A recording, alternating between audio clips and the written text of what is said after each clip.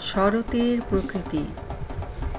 ঋতু শরতের আগমনে প্রকৃতি উঠল নিজ সাজে সেজে, নীল সমুদ্রে ভাসমান নৌকার মতো ভাসমান সব সাদা মেঘ ভরিয়ে তুলল বিস্তৃত নীল আকাশ।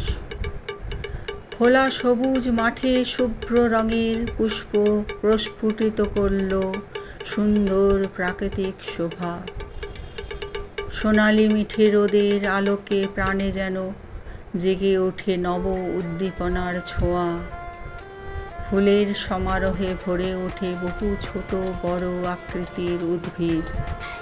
প্রকৃতির বৈচিত্র্যময় বাহারে খুশির জোয়ারে পূর্ণ হয় আমাদের চারিদিক। শরৎ ঋতুর আবির্ভাবে তারুণ্যতার ছোঁয়া আসে মাঠ ঘাট ও শস্য ক্ষেতে।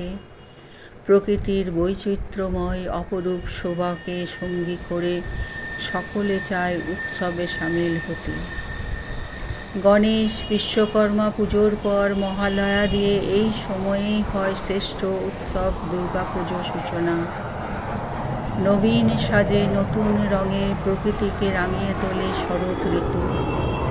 প্রাকৃতিক সৌন্দর্যের মাঝেই নিজস্ব গীতিক হয়ে শরৎকাল করে থাকে প্রকৃতির মাঝে অপরূপ এক রচনা।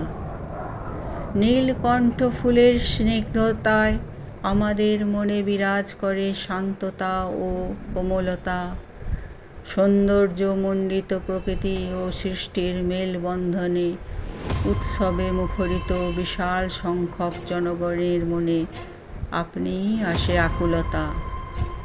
দুর্গা, লক্ষ্মী, কালী, জগদ্ধাত্রী পুজোর জমজমাট আবহ, বাহারি প্রকৃতি সৌন্দর্যে সুপ্ত থাকে ঋতু শরতের প্রকৃত মহিমা। দেখতে দেখতে শেষ নভেম্বরে শোনা যায় সুন্দর শরৎ ঋতুর বিদায় বেলার বাজনা। বহু রূপে নব আঙ্গিকে মাধুর্যমণ্ডিত শরৎ ঋতু আসে পৃথিবীতে বারংবার ফিরে। স্বভাবতই দৈনন্দিন রোজ নামচায় মানুষের মনেও প্রাণ শক্তি সঞ্চার হয় শরৎ ঋতু বাহারি সাজের আকর্ষণে।